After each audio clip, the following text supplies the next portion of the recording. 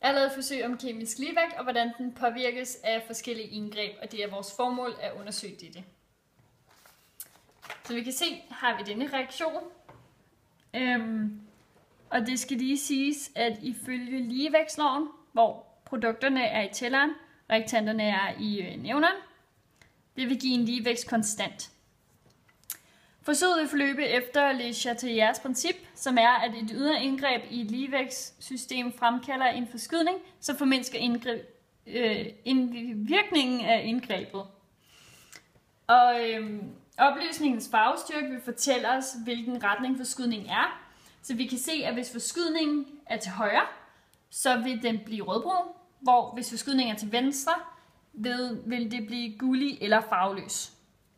Og det skal også siges, at ved nedkøling eller sænkelse af temperaturen vil der ske en forskydning i den eksoterme retning, som er til højre.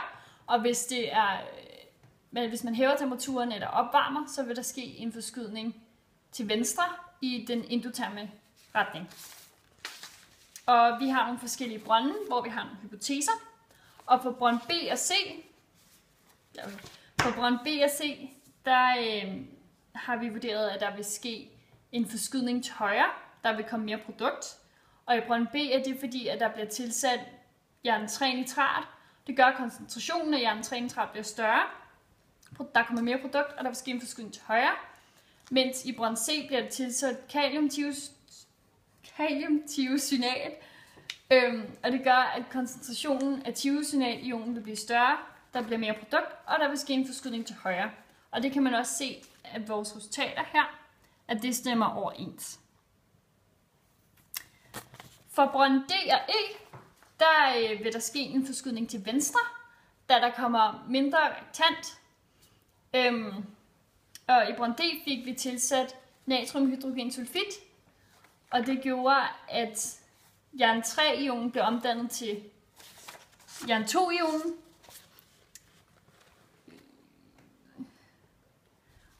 Og som sagt bliver der så mindre reaktant, når der vil ske en forskydning til venstre. I brønd E, der havde vi sølvnitrat, som går ind og reagerer med tiocyanat. Nej. Der har vi sølv, som går ind og danner bundfald med tiocyanat. Der kommer dermed mindre reaktant, og der vil ske en forskydning til venstre, som vi også kan se her. Er det rigtigt? Det stemmer overens med vores resultater. Så har vi et reagent, som er i isvand, og som nævnt før, så vil der ved sænkelse af temperatur ske en forskydning i den eksoterme retning. Så derfor vil der ske en forskydning til højre, og farven vil derfor blive rødbrun, mørkebrun. Og det kan man også se, det er der sket, den er blevet orange. Og i den sidste har vi et reagensglas i varmt vand, og det er her, der vil ske en forskydning til venstre i den endoterme retning. Det vil så være gullig eller mist farve, og det er også det, vi kan se på vores resultater.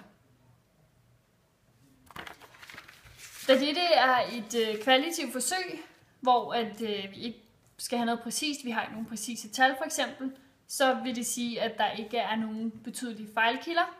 Og hvis der er fejlkilderne, skal de gå ind og påvirke meget. Vi skal have byttet rundt på brøndene eller noget voldsomt i den stil. Og da vi kan se, at teori og resultater stemmer overens, er det noget, som ikke er sket. Og derfor kan vi også bekræfte vores hypotese. Så, hypoteser.